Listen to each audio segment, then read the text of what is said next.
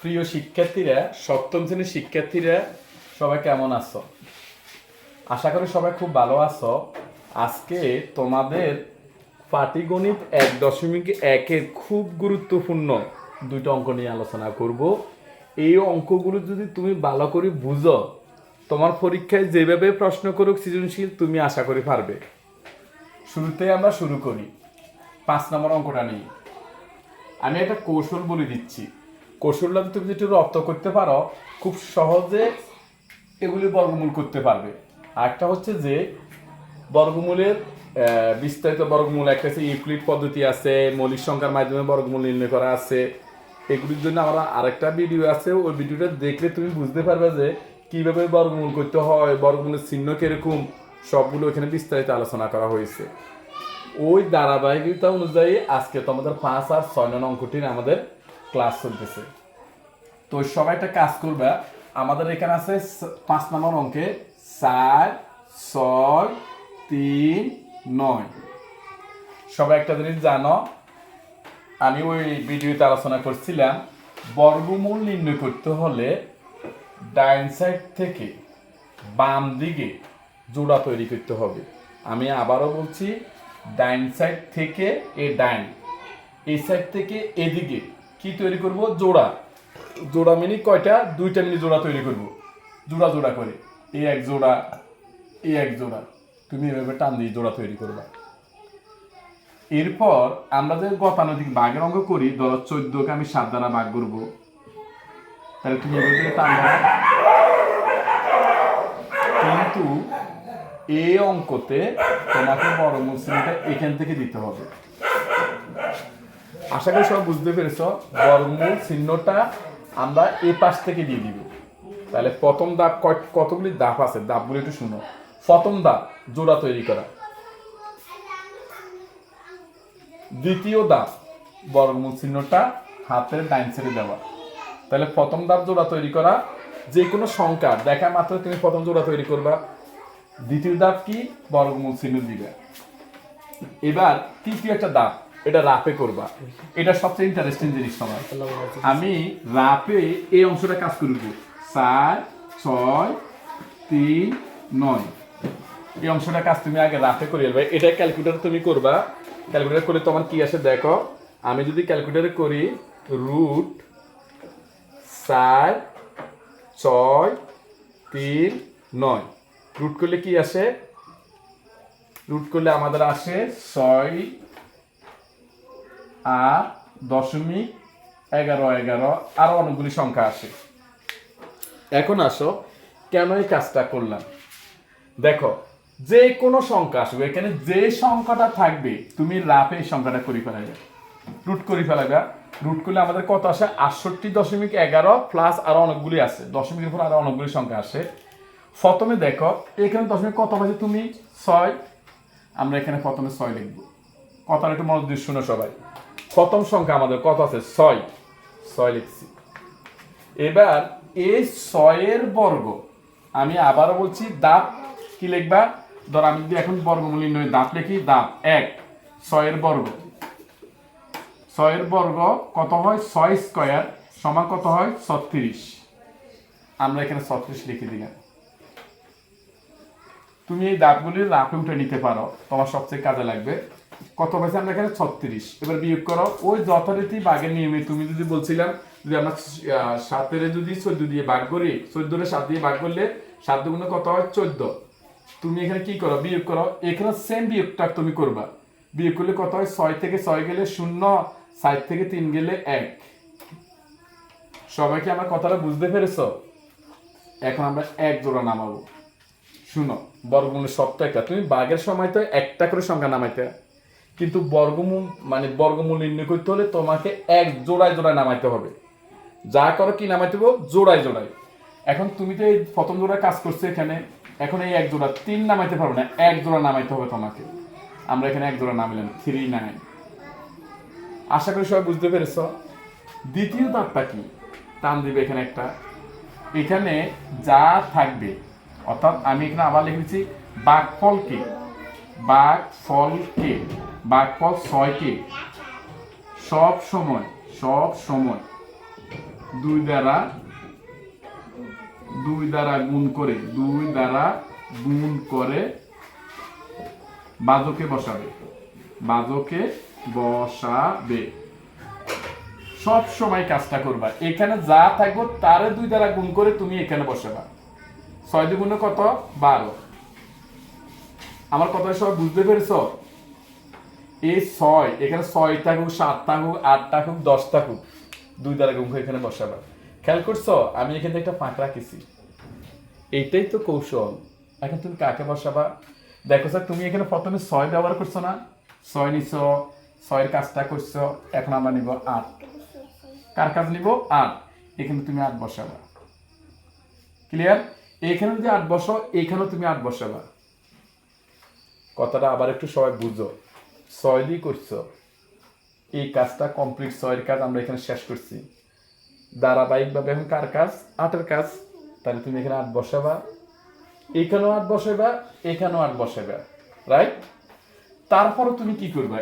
পুরা বাদকটাকে, এই যে তুমি যে সংখ্যাটা এখানে পাইছো, এটা পুরোটারে আসিল কত? আমাদের এখানে ছিল কত? 12। তুমি বসাইছো কত? 8। যে সংখ্যাটা তুমি নতুন করে এখানে বসাইবা, ওই সংখ্যা দ্বারা পুরা সংখ্যাটা গুণ করবা। আমি কি ব্যাপারটা বুঝতে পেরেছি?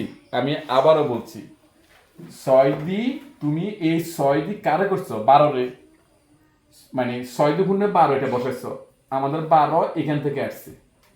তুমি এটার পাশে নতুন একটা সংখ্যা বসাইছো। সবগুলো অঙ্ক সেম স্টাইল। তুমি এখানে নতুন একটা সংখ্যা বসাইছো কত? 8। কোথা থেকে আসছে 8? এখানের এই 8। 8টা তুমি একবার এখানেও বসাবা, আবার এখানেও বসাবা। তাহলে এই 12-র সাথে নতুন সংখ্যাটাকে 8, এই নতুন সংখ্যা দ্বারা পুরা 188 তুমি এই পুরাটা তুমি গুণ করবা। যদি আমরা ক্যালকুলেটরে গুণ করি, আমাদের দেখো 188 যদি আমরা ক্যালকুলেটরে গুণ করি, 128 গুণ 8 1024 আসে। 1024।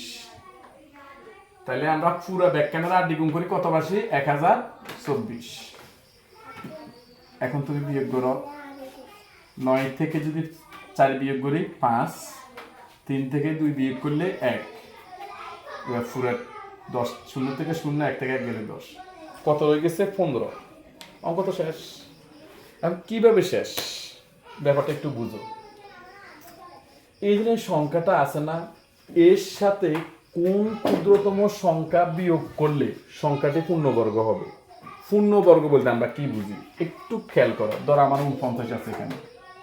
49 তুমি যদি রুট করো, তাহলে কত হবে? 7 7 49। এটা তাহলে এই 49টা হচ্ছে আমাদের পূর্ণবর্গ সংখ্যা। আমাকে বুঝতে পারছো? এটা নিয়ে আমার একটা ভিডিও আছে, একদম ক্লিয়ার কনসেপ্ট আছে এখানে, একটু দেখে নিও সবাই। তাহলে তুমি যদি একটা সংখ্যা চিন্তা করো, আমি যদি বলি 81, 81 যদি আমি রুট করি 9 9 81, আমাদের পূর্ণবর্গ সংখ্যা। তাহলে 81টা হচ্ছে আমাদের পূর্ণবর্গ সংখ্যা। কিন্তু তুমি যদি ধরো 70 রুট করো, তাহলে এখানে কিন্তু দশমিক আসবে। 70 তুমি রুট করো, দেখো 70 যদি আমরা রুট করি, রুট 70 কি আসে আমাদের? এখানে আসে আমাদের 8.366, আর অনেকগুলি সংখ্যা আসে। যদি দশমিক আসে, আমি আবারও বলছি, যদি দশমিক আসে তাহলে এটা পূর্ণবর্গ সংখ্যা নয়। দেখো আমি যখন এটাতে দশমিক করছি, মানে রুট করছি, তখন আমাদের দশমিক এত আসি গেছে। তাহলে দশমিক আসলে কি পূর্ণবর্গ সংখ্যা হবে? পূর্ণবর্গ সংখ্যা মানে ঠিক এইভাবে থাকতে হবে, কোনো দশমিক থাকতে পারবে না, কোনো কিছু থাকতে পারবে না। এখন খেয়াল করো, এরা বলছে কোন ক্ষুদ্রতম সংখ্যা বিয়োগ করতে করছে। এর কথার অর্থটা কি? এই কথাটা অর্থটা হচ্ছে টোটাল এই সংখ্যা থেকে তুমি দেখো 4 6 3 9, এই সংখ্যা থেকে তুমি যদি 15টারে বিয়োগ করে দাও, 15 বিয়োগ করো, দেখো এখানে থাকে 60, এখানে থাকে কত? 2, এখানে 60 6। এবার তুমি এটা ব্যাখ্যানে দেখো 6, এটা ব্যাখ্যা তুমি বর্গমূল করো। ওরা দেখ কেন ওরা বিয়োগ করবে? দেখো ওরা বলছে এই সংখ্যা থেকে সংখ্যাটা লিখলাম, কোন ক্ষুদ্রতম সংখ্যা বিয়োগ করলে আমরা এই জিনিসটা আমাদের রয়ে গেছে, এই 15টা আমরা বিয়োগ করছি। এখন তুমি দেখো একদম খুব মজার অঙ্ক, 4 6 3 9, আমরা বিয়োগ করি। এটা কত বিয়োগ করবো? 15। আমাদের বিয়োগ করে আসে কত? 4624। তুমি এটা যদি 4624 রুট করো, 68 আসে। এটা যদি আমরা বর্গমূল করি, এটা বর্গমূল করলে আমরা কত হয়? 68। তাহলে দেখো, তুমি যদি এই সংখ্যাটা থেকে যদি এই 15টা বিয়োগ করে দাও, তাহলে বিয়োগফলটা একটি পূর্ণবর্গ সংখ্যা হয়ে যায়। তাহলে এইটা থেকে এই 15 যদি আমরা বিয়োগ করতে পারি, বিয়োগফল আমাদের কি হবে? পূর্ণবর্গ সংখ্যা। তাহলে আমরা লিখতে পারি সুতরাং নির্ণয় ক্ষুদ্রতম সংখ্যা, অর্থাৎ কোন ক্ষুদ্রতম সংখ্যা বিয়োগ করলে, এটা তো আমরা জানি না, কিন্তু আমরা এখন বের করেছি। সুতরাং নির্ণয় ক্ষুদ্রতম সংখ্যা, ক্ষুদ্রতম সংখ্যা সমান 15। আনসার 15। আশা করি সবাই বুঝতে পেরেছো। সেম স্টাইল 6, একই স্টাইল, তবে ছোট্ট একটা কারেকশন আছে এখানে। আমি কারেকশনটা তোমাদেরকে দেখাই দিব। প্রশ্নের মধ্যে একটা কারেকশন দিয়ে টাকা আছে, প্রশ্ন আগের প্রশ্ন আর প্রশ্নের মধ্যে একটা অমিল আছে। অমিলটা বার করছো সবাই? অমিলটা কি প্রিয় শিক্ষার্থীরা, অমিলটা কি বের করতে পেরেছো? দেখো, আগের প্রশ্ন আমাদের বলা হয়েছে যে কোন ক্ষুদ্রতম সংখ্যা বিয়োগ করলে, এখানে বলছে বিয়োগ করলে, আর এখানে বলছে কোন ক্ষুদ্রতম সংখ্যা যোগ করলে, এই দুইটাই অমিল। সেম আগের স্টাইলের মধ্যে আমরা কাজটা করি। দেখো 6 নাম্বার কত করবো আমরা এখানে? 5 6 0 5। এখন আগের মতোই ডাইন সাইড থেকে বাম দিকে জোড়া তৈরি করবা। জোড়া তৈরি করছি আমরা। কারো প্রশ্ন?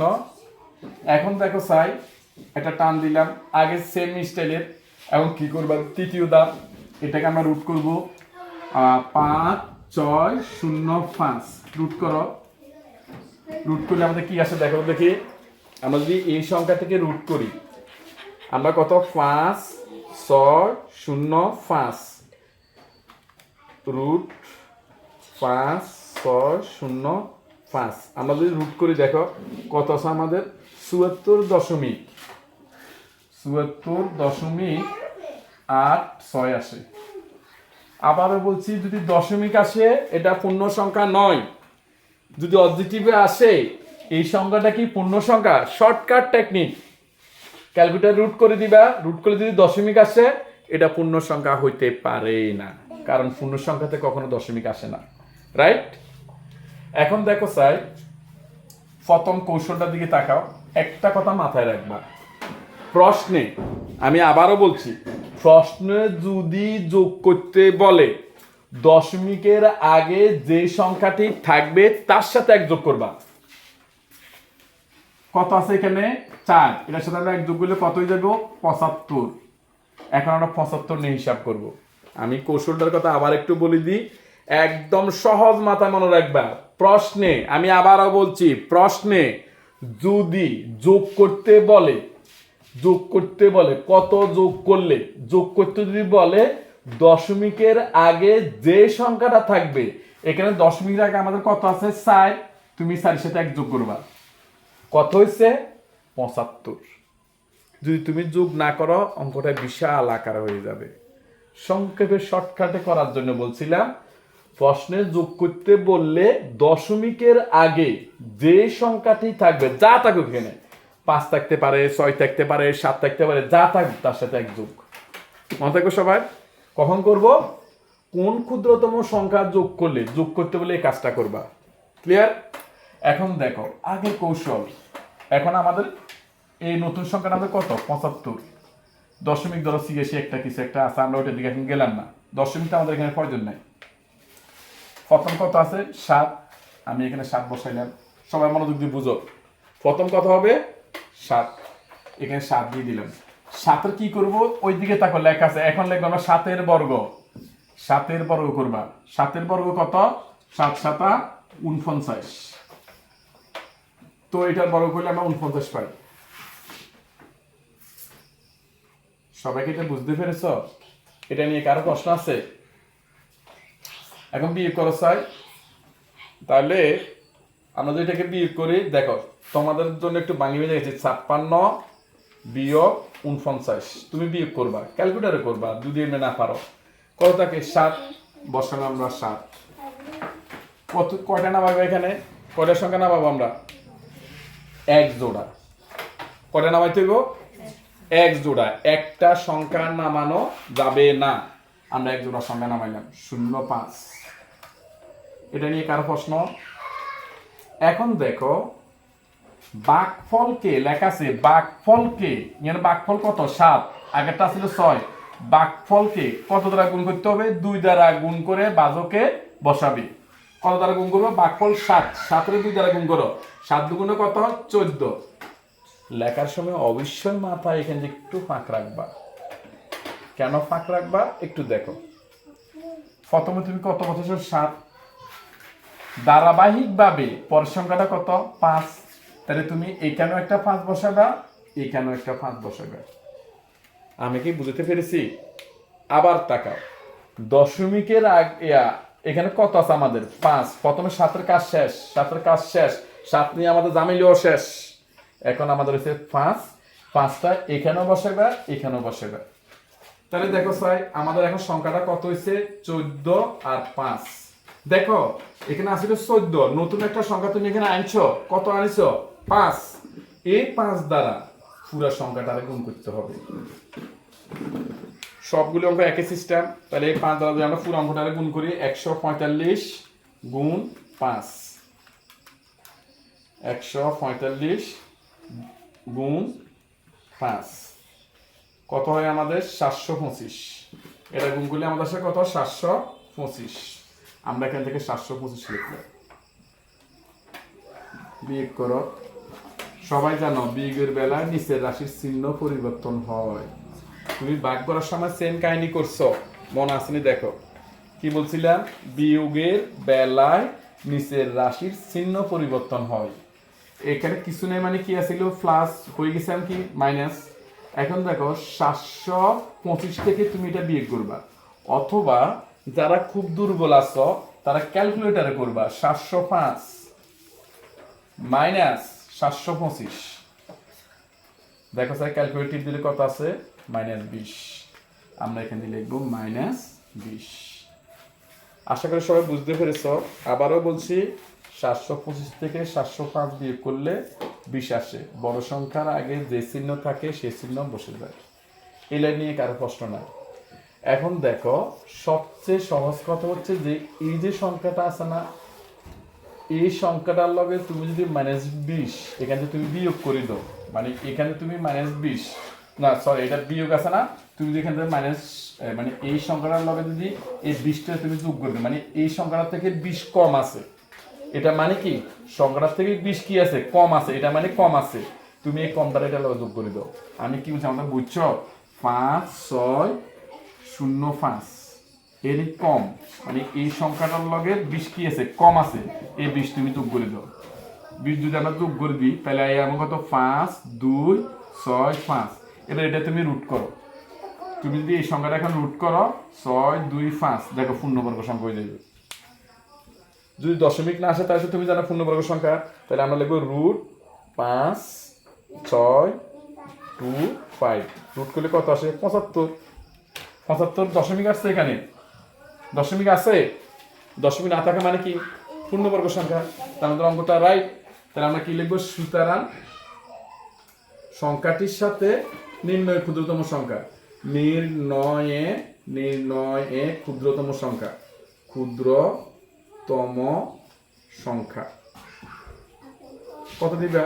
20। চাইও -20 ন, -20 কম আছে। আমরা কমটা বলতে কত যোগ করতে হবে, মানে এই সংখ্যাটার থেকে এই সংখ্যার সাথে তুমি যদি 20 যোগ করো তাহলে তো পূর্ণবর্গ আসবে। 20 না যোগ করলে কি পূর্ণবর্গ আসবে? এই জন্য আমরা 20টা যোগ করছি। আশা করি সবাই বুঝতে পেরেছ। সবাইকে অসংখ্য ধন্যবাদ। দুইটা গুরুত্বপূর্ণ অঙ্ক আছে, সবাই অঙ্কগুলো বাসায় প্র্যাকটিস করবে। সবাই ভালো থাকো, সুস্থ থাকো, এবং তোমার যদি কোনো জায়গায় সমস্যা হয় তুমি অবশ্যই কমেন্ট করে স্যারকে জানাবে। ধন্যবাদ।